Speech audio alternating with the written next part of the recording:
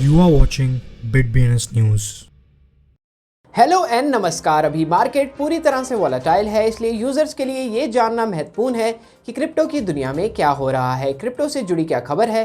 तो ये सुनिश्चित करें कि आप रोजाना क्रिप्टो समाचार देखें और अपने आप को अपडेटेड रखें। आज की हेडलाइन, एलजी इस साल के अंत में क्रिप्टो वॉलेट वॉलिप्टो लॉन्च करेगा। 114.9 बिलियन शीब रहस्यमय वॉलेट द्वारा transferred. UK exchange weekly burn के माध्यम से टेरा लूना क्लासिक रिवाइवल को सपोर्ट करने का वादा करता है। अर्मीनिया का लक्ष्य खुद को बिटकॉइन माइनिंग हब के रूप में स्थापित करना है। साउथ कोरिया ने मेटावर्स को रेगुलेट करने के अपने प्रयासों को एक्सपैंड किया। डिसेंट्रलाइज्ड एनएफटी मार्केटप्लेस सूडोस्वैप ने एथेरियम टोकन एयर ड्रॉप की घोषणा की।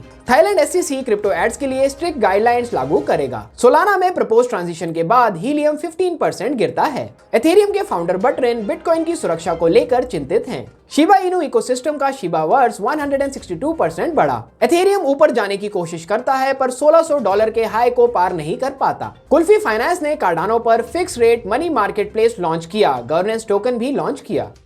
एलजी दक्षिण कोरियाई इलेक्ट्रॉनिक्स दिग्गज वर्तमान में एक क्रिप्टो करेंसी वॉलेट ऐप विकसित कर रहा है जिसे साल के अंत में लॉन्च किया जाएगा। वॉलिप्टो नामक वॉलेट कंपनी के लिए एक नए बिजनेस स्टेज का हिस्सा होगा जिसने हाल ही में अपने मोबाइल हार्डवेयर बिजनेसेस को छोड़ दिया और सॉफ्टवेयर सॉल्यूशंस के लिए तैयार है। @shivaplay_ ट्विटर यूजर ने यह दिखाने के लिए इथरस्कैन के लिए एक लिंक साझा किया कि एक रहस्यमय वेल ने 114.9 बिलियन शिबा इनू टोकन को ट्रांसफर कर दिया है। सेंडिंग एड्रेस अब 0 शिबा इनू रखता है क्योंकि इसका शीव वॉलेट सूखा हुआ है। यूके स्थित क्रिप्टो एक्सचेंज Y5 ने अपने प्लेटफॉर्म पर किए गए सभी टेरा लूना क्लासिक लेन देन पर 1.2% टैक्स की घोषणा की है। एक्सचेंज ने कहा कि यह कदम क्रिप्टो एसेट इन्वेस्टर द्वारा शुरू किए गए Terra Luna classic burn programme का समर्थन करने के लिए है। अगस्त के अंत में ECOS फ्री इकोनॉमिक जोन नामक एक डिजिटल प्लेटफॉर्म ने एक ऐसे देश से अच्छी खबर दी जो वैश्विक क्रिप्टो मैप पर शायद ही कभी स्पार्क दिखाता है, अर्मेनिया।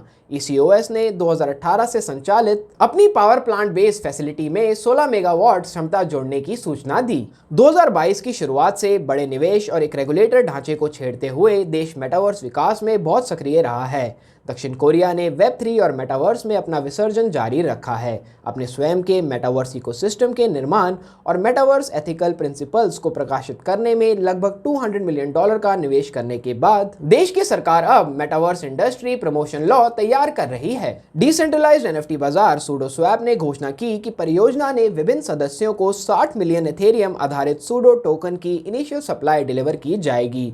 जो लोग एक्समॉन 0xMONS नामक लोकप्रिय एनएफटी परियोजना के पीछे यूटिलिटी टोकन भी रखते हैं, उन्हें लॉक ड्रॉप इवेंट के माध्यम से सूडो ड्रॉप के एक शेयर का हिस्सा मिलेगा। थाईलैंड का सिक्योरिटीज एंड एक्सचेंज कमीशन अक्टूबर 2022 तक देश में काम करने वाली क्रिप्टो करेंसी फर्मों के लिए कड़े विज्ञापन नियम लागू करेगा।